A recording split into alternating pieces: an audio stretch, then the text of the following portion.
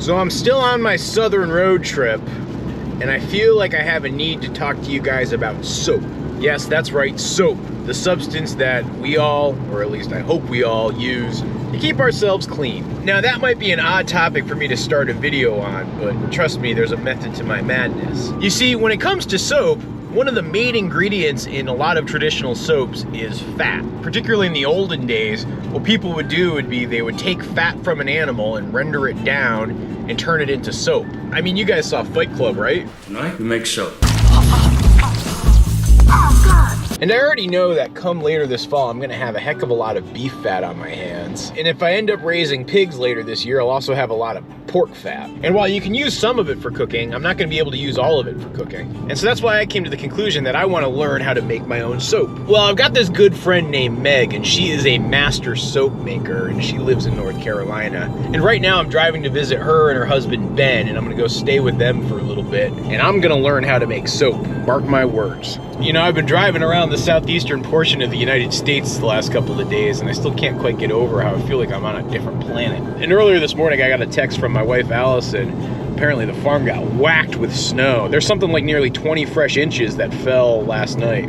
I got to admit, I feel a little bit guilty about missing that one. Hashtag sorry not sorry.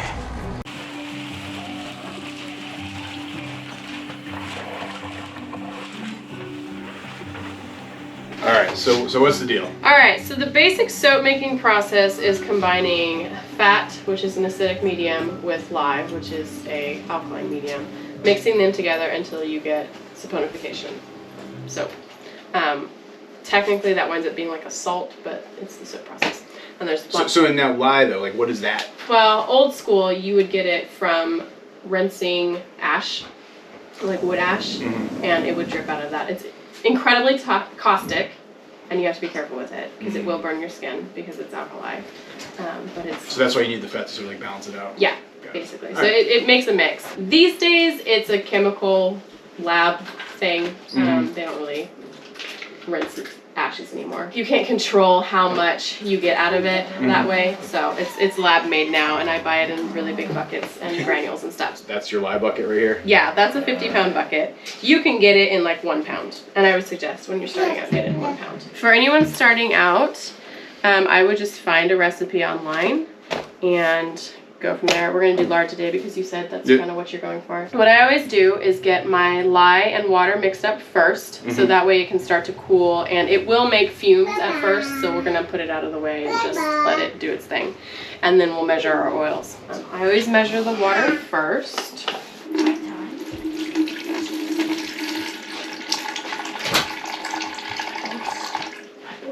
Always wear gloves because it is terribly caustic and you can burn yourself badly if you're not careful with lye. So this is the lye. It comes in granules.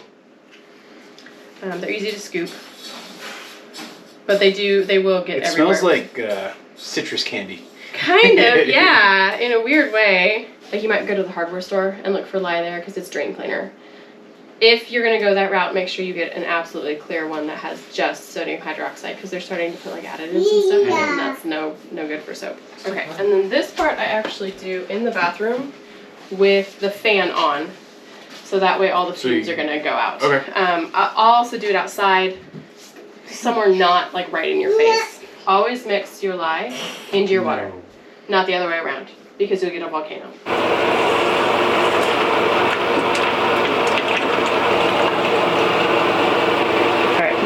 If you were standing over that, you could feel the heat already. It gets super, super hot. So now we're gonna measure our oil. And I do this in a pot that I can put on a stove because it's gonna be melted. So for this, we're gonna do 20 ounces of lard, and this is from our pigs that we rendered. Each fat and oil has its different properties for soap. This lard is gonna make a very creamy bar, a somewhat soft bar. It's gonna be lower on the bubbly side. It does make a very creamy. It's like moisturizing. Yeah, very moisturizing. So it's actually a very nice soap for that purpose. Coconut oil is very, very bubbly. So if you wanted to up your lather, your bubbly lather, you would add coconut oil. Olive oil is very creamy, but not very high in lather. Shea butter adds a lot of moisturizing but not very hard and not very So the mix lather. of fat makes such a difference in terms of the Yes. bar property. Yeah, it does. When I was actually coming up with the recipe that I have for my business, I made batch after batch after batch with dozens of different ratios I for can attest everything. to this. Yes, there was a lot of soap going There's a on. lot of trial and error. All right, so now we're gonna melt this. We don't want it super hot. Ideally, I'm going to be mixing these between 110 and 120 each. Just because if you go too high, then it might wind up saponifying too fast to where you can't get it into a mold quick enough. And if you're doing it too low, it could take forever to get it mixed. So I have found 110 to 120 tends to be like my sweet range. Once the lye has stopped smoking, there's no fumes coming off it anymore, then it's pretty much safe to walk in there and handle. I wouldn't walk in there while it's fuming because you can actually burn your lungs. So having a place to do this in good ventilated spot and Yes, like absolutely. I need to think about like where I Yes. would do it if I was going to actually try to do this. Yeah, I have done it just straight in the kitchen before. I won't have any of the kids around if I was going to mix it in the kitchen. And then I would just open this window and mix it like right here. And then just make sure that maybe there's a fan blowing out that way. I am filling this sink with cold water, so this is going to very quickly bring the temperature of our lye down. So there are no longer fumes coming off of that because it was a very small amount. I actually have to take, yeah, it's floating. So now we're trying to take that up to about 110, 115. We're trying to get that down to about 110, 115. They don't have to be exactly the same temperature when you mix them, but it makes it easier if they are. All right, since we're waiting on these, we can talk about molds. This is a silicone mold. You can use anything that it's not going to stick to, that'll come out easily. So you don't want paper or wood. What's going to happen is we'll mix it and we'll get it poured into this mold, and then it's going to sit and saponify overnight, ideally, is how long you would want to go with it. And then usually 24 to 48 hours later is when I will unmold it, and then it will air cure for 4 weeks at least, 4 to 6 weeks. And that's just when all the water that we're putting into it is going to evaporate out and make for a really hard, dense, long-lasting bar. It's not just like an overnight thing. It's a month per batch kind of it is. way to think about for this version of it. It doesn't seem super complicated. No, it's really not. And a lot of people get really scared of like the lye and stuff like that. And as long as you're just taking the precautions and you're not, you know, flinging stuff around your kitchen, then it's not complicated, it's not scary. That's at 129 now, 130, because we have such a small amount in there. So I'm going to turn that off, let the rest of it melt. Actually, pull it off the heat over here. And if it's still too hot, then we can stick it in the sink as well. You can smell the water. Yeah, you can. It definitely It smells smells like like good like baking activity going on right now. I have tried whisking, and usually you would stir because the saponification process, once you mix the lye and the oils together, it does take a minute for it to thicken up to the proper texture. And you can sit and stir it for 2 to 4 hours if you'd like, but this makes it like 30 seconds and it's ready to pour. Since we're going to scent it, we'll measure that out real quick because you kind of got to do that fairly quickly. Generally speaking, depending on what scent you're using, it's 1 ounce of scent, like essential oil, for 1 pound of your fat, not your total soap, but your fat. We're using peppermint today, which is very strong. So in order to not like completely blow our nasal passages out of the water, we will be using probably about ½ an ounce. We are going to very slowly and carefully pour our lye water into our fat, very gently.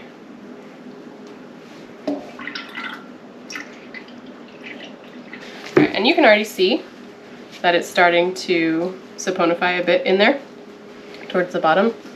So now we pour our stick blender in, and I kind of beat it to get the air bubbles out, just so that way you don't whip air into your soap. And then very carefully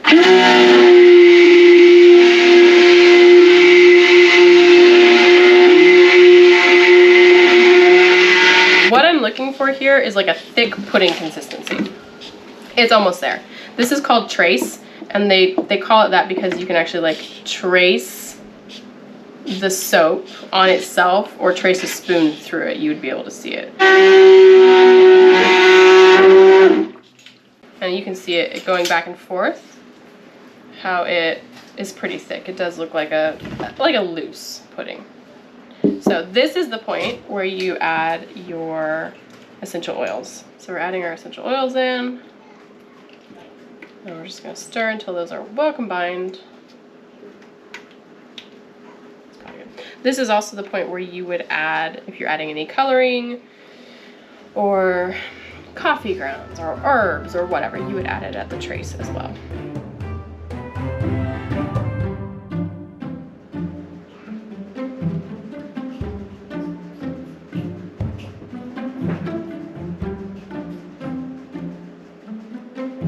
Then what I would do, I actually should have put this on a tray so it'd be easier to move. I'll probably put it over there on the table.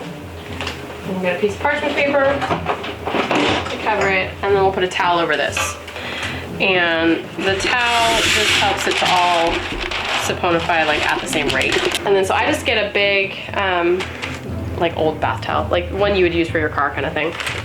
And then cover it like that, and it's gonna sit overnight, 24 hours. And then in the morning you can unmold it, and then it would do that curing process for about 4 weeks. Last night I stayed up pretty late with Meg and Ben and their kids, just talking and shooting the breeze. I'm just really happy to be able to see some friends again. It's been a couple of years since I was with Meg and Ben last, and so to be here with them on their plucky little hill farm, it just makes me so happy. And you know, this morning as I was waking up and just sort of reflecting on the life that they've built for themselves over here, it's really just quite impressive. You know, just even, I don't know, 4 or 5 years ago, Meg and Ben were living in California. They were super stressed with life. Ben was working an insane amount, and they just really weren't happy with the lives that they were leading. And so pretty much sold all their possessions and packed up their stuff, bought the trailer camper, the same one that I actually ended up sleeping in last night, and they took off across the country, going from state to state, exploring the United States as a family of 6. And when you talk to Meg and Ben about it, that trip was so important for them as a family. It was so important for their marriage. It was so important for them as people. And after nearly a year, they ended up figuring out what part of the country they wanted to live in, and ended up finding this place specifically. And for the last couple of years, they've just really been settling and reestablishing this old burnt out farm. And I got to admit, I'm pretty impressed with what I've seen them accomplish and what they've built and what they've learned, and just how genuinely happy they are with their simple lives out here. And now that they're a family of 7 living in a tiny little house here in North Carolina on their small hill farm, I'm sure it's quite obvious that their lives are very different than my life. But if you step back, you can also see a whole heck of a lot of parallels. And I think part of why I love spending time with them is there's just such a kinship that's fostered in sort of our outlooks on life. And yes, they too have their own dairy cow. And I'll admit, I'm a little bit jealous of it. Hey girl, how are you doing? Probably ready to be milked pretty soon, huh? Just dropping bombs back there, aren't you?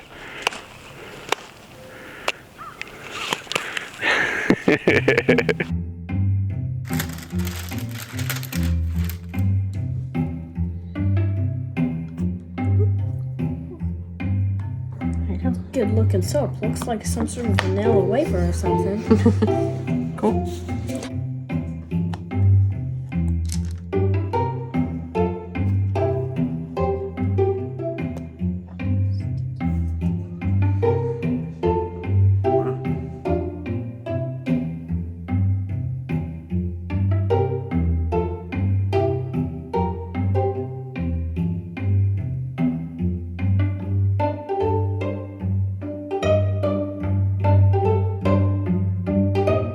You're not gonna let down because Mama ain't here. She let down for Meg. She holds it for me.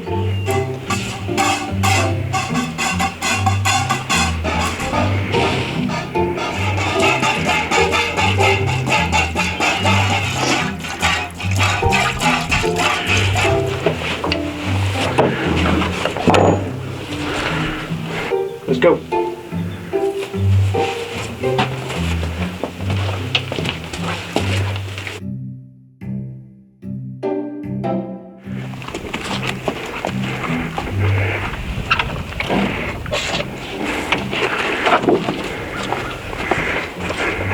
He's like, take it easy there, kid. about one of the most brutal things you've ever seen is how hard a calf is on a mom. Yeah. I swear, sometimes he'll hit her so hard her back feet come off the ground. What's he, 3 months? 4 months? 4 months. It's a big baby. Thank you, lady.